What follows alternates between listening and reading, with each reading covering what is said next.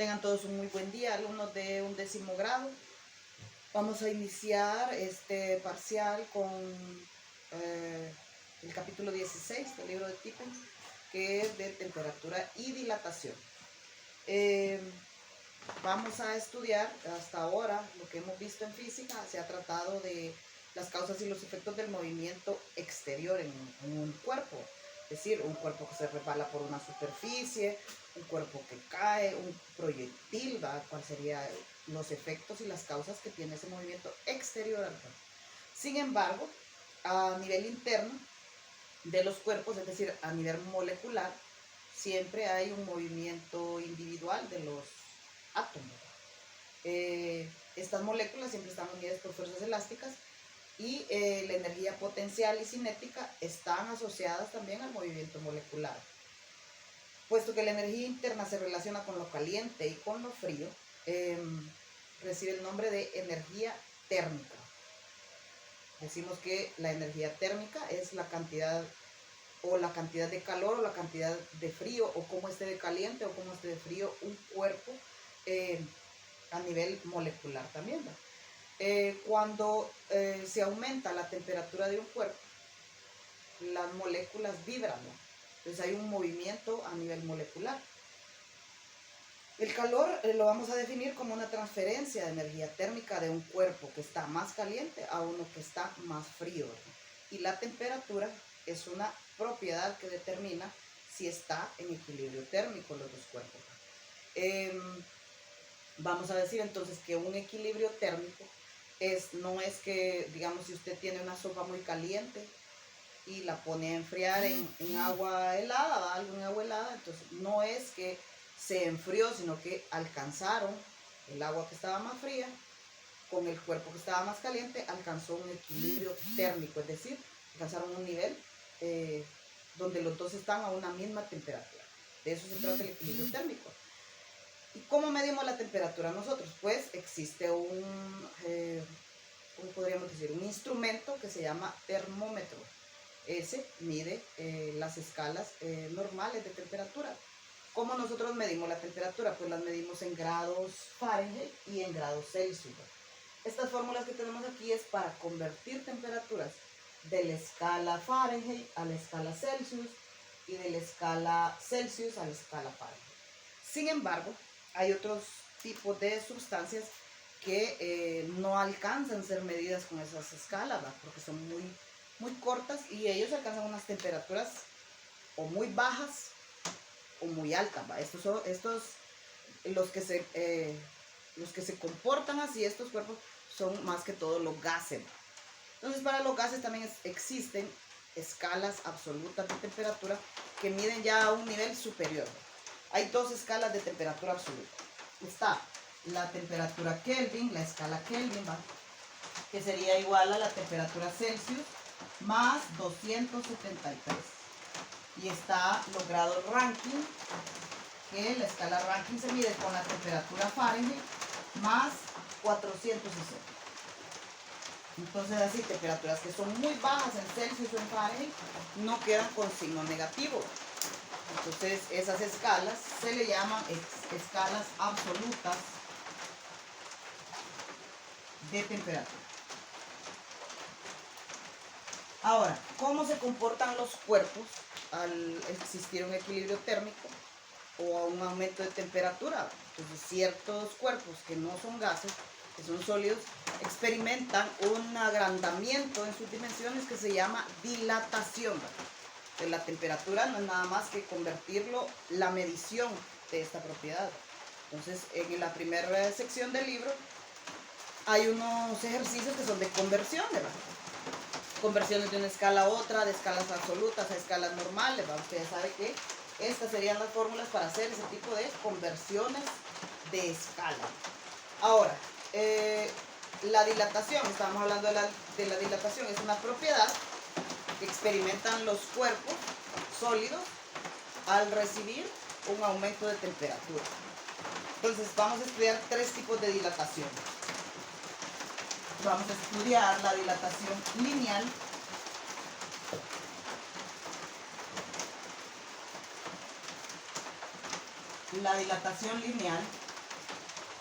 la dilatación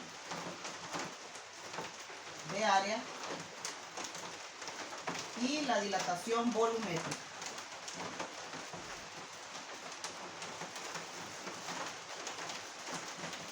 Vamos a tratar de ver estas dos ahorita y dejaríamos los de volúmenes. Veremos también, porque las fórmulas son muy similares y no es, en realidad se refiere mucho a que usted lea muy bien los problemas, ¿no? Porque hay ciertos detallitos, como por ejemplo aquí tiene que tener muy en cuenta de qué tipo de material estamos hablando, porque no todos tienen un coeficiente de dilatación igual a otro. Dependiendo del material que sea, los coeficientes de dilatación van a variar. Esos datos usted los va a encontrar en su libro, en la tabla 16.1, que es de dilatación lineal. También está la tabla de dilatación superficial o de área, que es la tabla 16.2, que es para la dilatación volumétrica, y la dilatación de área, como son en 2 dimensiones, utilizaríamos 2 veces la dilatación lineal. Entonces vamos a ver cómo se resuelven los problemas de este tipo. Entonces vamos a hacer uno de dilatación lineal.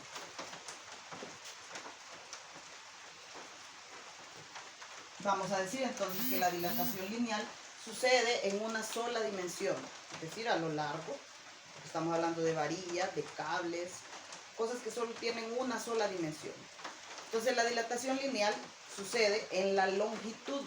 Entonces vamos a decir que la variación de la longitud de un cuerpo está dada por alfa.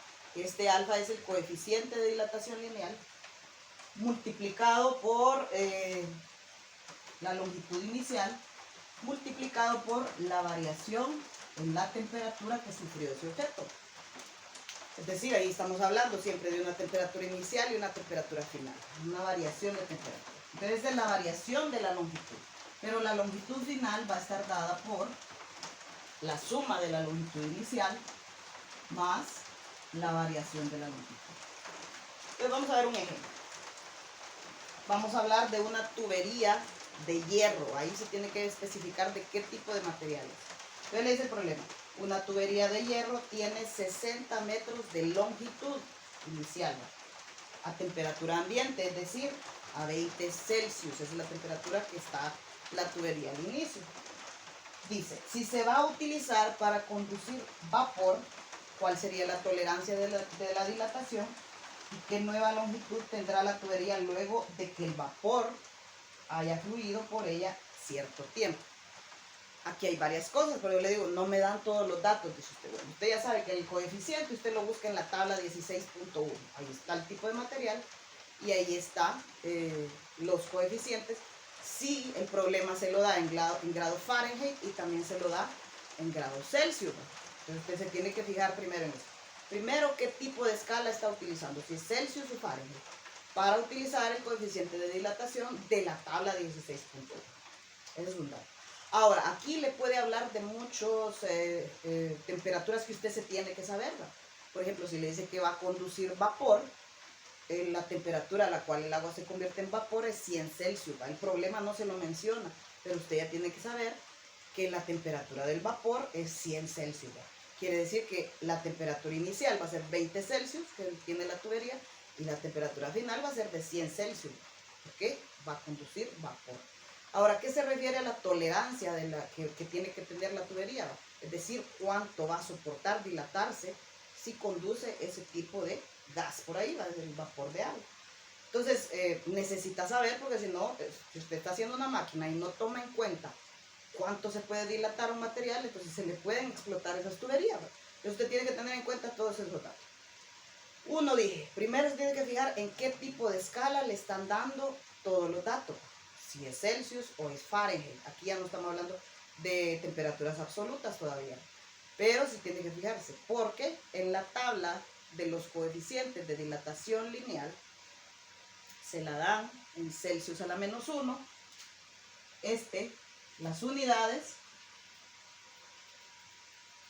del coeficiente de dilatación lineal son Celsius a la menos 1 o Fahrenheit a la menos 1. ¿Qué quiere decir a la menos 1? Que está dividido sobre ese signo. Entonces la tabla, si usted se fija ahí en la tabla, en la página 339, la página ahí, tiene que él le da la sustancia y le da el coeficiente en Celsius a la -1, es decir, como una división entre Celsius, y se la da también en Fahrenheit a la -1, es decir, una división entre los grados Fahrenheit. Sabiendo esto, caemos otra vez al problema. Entonces le dice que la longitud de la tubería, bueno, en primer lugar que es de hierro. Segundo lugar, que la longitud es 60 metros, la longitud inicial a una temperatura inicial de 20 Celsius. Que la temperatura final tiene que ser de 100 Celsius porque estamos conduciendo vapor ahí. Entonces, ¿cuál va a ser la tolerancia? Es decir, ¿cuánto se va a dilatar? Quiere decir que vamos a calcular primero delta L. Y luego me pregunta que cuál sería la nueva longitud de esa tubería luego de pasar por esto. Utilizamos la fórmula. Entonces decimos, delta L entonces va a ser igual al coeficiente de dilatación lineal del hierro. Entonces nos pasamos a la tabla, buscamos ahí hierro y buscamos Celsius a la -1, a la primera columna, porque no estamos hablando de Fahrenheit. Entonces el coeficiente es de 1.2 por 10 a la -5 Celsius a la -1. Entonces vamos a decir 1.2 por 10 a la -5 Celsius a la -1. Están hacia abajo. Ese es mi coeficiente de dilatación lineal del hierro. Ahora lo multiplico por la longitud inicial, que son 60 metros, y lo multiplico por la variación de temperatura. ¿Cómo definimos nosotros una variación de cualquier unidad que nos den? Nosotros tenemos una variación de temperatura, va a ser igual a la temperatura final menos la temperatura inicial. Quiere decir que en este caso, mi variación de temperatura va a ser de 80 Celsius. Y ahora simplemente yo voy a multiplicar.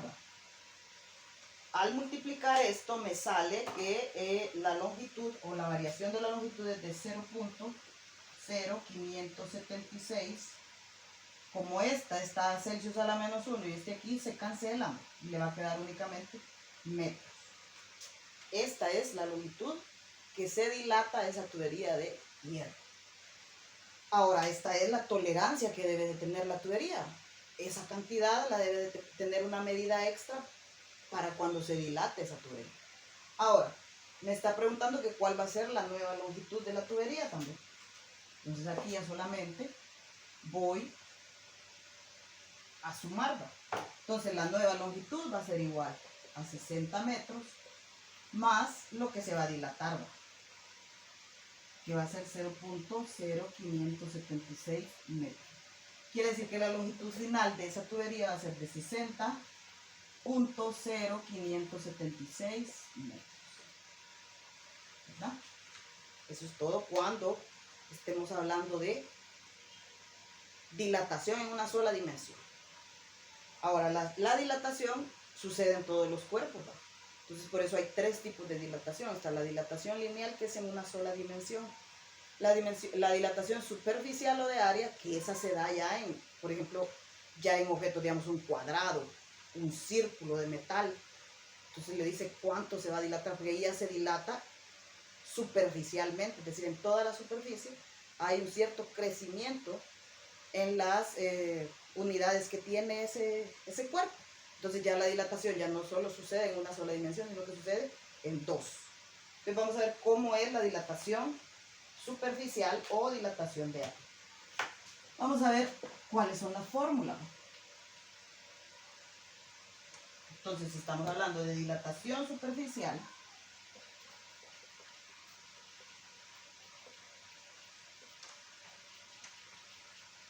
vamos a hablar de área. Entonces vamos a decir, la variación del área va a ser igual a gamma por el área inicial por la variación de temperatura, es similar. Entonces vamos a tener que el área final va a ser el área inicial más la variación en el área. Ahora, este gamma es el coeficiente de dilatación superficial. ¿Cómo se va a medir ese? Es 2 veces el coeficiente de dilatación lineal. Usted siempre va a utilizar para este tipo de problemas la tabla 16.1. Ahora, para la dilatación volumétrica ya ocupa otra tabla, que aquí está también, ahí hay coeficientes de dilatación volumétrica. Bueno, vamos a hacer un ejemplo. Dice, un disco de latón tiene un agujero de 80 milímetros de diámetro en su centro. Estamos hablando de un que tiene 80 milímetros de diámetro. Ahora, el agujero del círculo de latón. Ahora, luego dice el disco que tiene 23 Celsius, o sea, la temperatura inicial de ese disco tiene 23 Celsius, se coloca, dice, en agua hirviente durante algunos minutos. ¿Cuál será el área del nuevo agujero? Entonces, otra vez, siempre le vienen con datos que usted ya tiene que saber. Por ejemplo, a qué temperatura va a hervir el agua. Es a 100 Celsius, ¿va? Entonces nosotros tenemos que saber eso.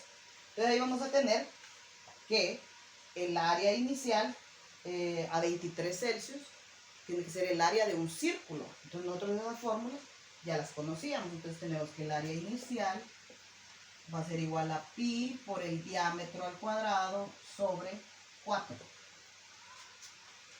Entonces vamos a multiplicar pi por, ahora esos 80 milímetros los podemos dejar así para que el área nos dé siempre en milímetros al cuadrado y las cantidades nos las den en milímetros. No me especifica en qué medida yo tengo que dar esa dilatación de área, entonces la vamos a dejar en milímetros. Entonces serían 80 milímetros al cuadrado entre 4. Esa área inicial sería de 5027 milímetros cuadrados, ¿verdad? Ahora ya tenemos esto y tenemos la temperatura inicial, que la temperatura inicial me dice que es a 23 Celsius. Ahora, ¿cuál sería la temperatura final? Si nosotros estamos hablando de agua hirviente, sabemos que el agua hierve a 100 Celsius.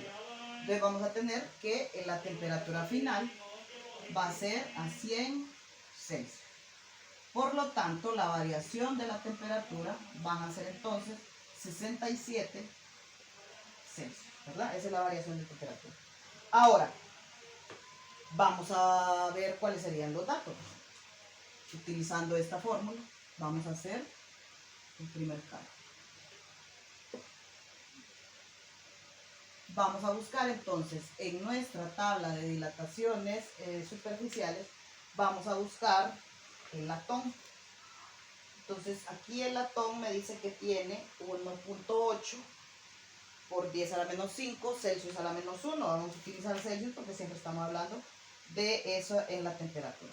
Ahora, ese coeficiente de dilatación lineal va a ser igual a 2 veces el coeficiente de dilatación superficial, perdón, va a ser igual a 2 veces el coeficiente de dilatación lineal. Entonces, como estamos hablando de latón, vamos a decir entonces que gamma va a ser 2 veces y decimos que es 1.8 por 10 a la menos 5 Celsius a la menos 1. Entonces gamma va a ser igual a 3.6 por 10 a la menos 5 Celsius a la menos 1. Y ahora ya lo tenemos, ¿no? Ya habíamos calculado el área inicial y ya tenemos la variación de temperatura. Entonces solamente decimos la variación de área va a ser igual al coeficiente, que sería 3.6 por 10 a la menos 5 Celsius a la menos 1, por el área inicial que me había dado 5027 milímetros cuadrados, por la variación de temperatura que era de 67 Celsius. Vamos a ver entonces, al multiplicarlo, todo eso me da que la variación de área es de, ahí se me van a cancelar siempre los grados Celsius y me quedan la unidad de área que yo estoy sumando. Por eso aquí no es tan imprescindible como hacer conversiones a metros, sino que lo puede dejar en las unidades que le den, porque en esas unidades de longitud le va a dar también el área, le va a dar la longitud y le va a dar todo lo que esté calculando. Entonces la variación de área va a ser igual a 13.9 milímetros cuadrados. Ahora, la nueva área que va a tener ese disco de latón, luego de haberlo metido en agua hirviente, le va a quedar como área va a ser igual a la variación de área más el área original. Y aquí me va a quedar que el área es 5027 milímetros cuadrados más lo que me salió aquí, 13.9 milímetros cuadrados. Quiere decir que el área va a ser igual a 5040.9 milímetros cuadrados. Vamos a terminar aquí con estos dos. Dejaríamos para la próxima clase o tal vez para la reunión en vivo la dilatación superficial, va, que es muy similar, nada más que ahí usamos otra tabla. Entonces les voy a dejar indicado qué ejercicios van a hacer y qué página de su libro. Por los momentos, eso ha sido todo. Vamos a continuar en la próxima clase. Nos vemos.